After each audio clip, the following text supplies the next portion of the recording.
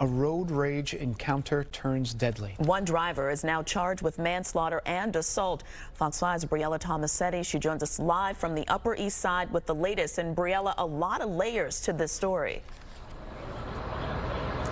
Yep, a very complicated situation I'll get to in just a moment. Tashani and Dan, good morning to both of you. As you can probably see over my shoulder, the windows of the Oxford Cafe completely boarded up after one driver floored it, jumped the curb, and pinned another driver against the storefront. Now, the driver of that Volkswagen Jetta in question, he was taken into custody. The Jetta has since been towed from the scene, but there are still pieces of shattered glass pretty much everywhere, littering the sidewalk, a visible reminder of how quickly a seemingly minor incident, a fender bender, can turn to tragedy.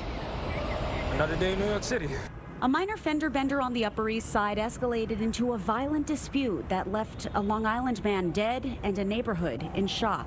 At around 4 o'clock yesterday afternoon, police responded to a 911 call for a motor vehicle collision on East 60th Street between Park and Lexington Avenues. A 54-year-old man was lying on the sidewalk with severe body trauma. What I saw when I noticed something was going wrong was the police sirens coming down and then the fire truck as well. Upon further investigation, cops found that the victim, Roberto Velez Alvarez of Franklin Square, was driving a Chevy Silverado westbound on East 60th Street when he collided with the Volkswagen Jetta driven by 26-year-old Andre Mosby.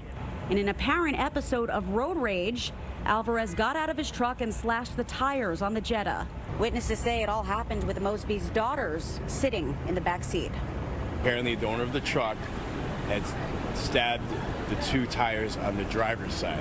When he came around to the front of the Jetta, he was going to try to stab the other passenger side. According to police, Mosby slammed on the gas, striking Alvarez and pinning him against a cafe storefront. The impact so strong it shattered the cafe's glass windows. It was very silent when it all happened. It wasn't like a big boom or crash. Some of the firemen started work on the owner of the truck, really kind of violently doing like CPR. They're literally doing chest compressions. Citizen app video shows firefighters doing CPR on Alvarez as Skyfox flew over the scene from above. The Jetta can be seen at rest next to an outdoor dining structure with the front door wide open. Alvarez was rushed to New York Presbyterian Hospital, where he was pronounced dead. Meanwhile, Mosby remained at the scene and was later taken into custody at the NYPD's 19th precinct, where he was charged with manslaughter and assault. I'm guessing he tried to defend his family and he tried to avoid him or something. That's not a situation that you would want to have your kids in any type of situation. So you would just want to get them out of there, and I could tell that that's what his mindset was.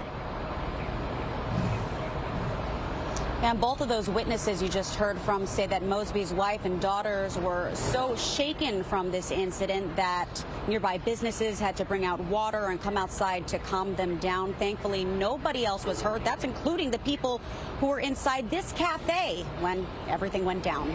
For now, we're live in the Upper East Side. Dan and Tashani, back inside to you. Frightening situation, no doubt about it. Briella, thank you.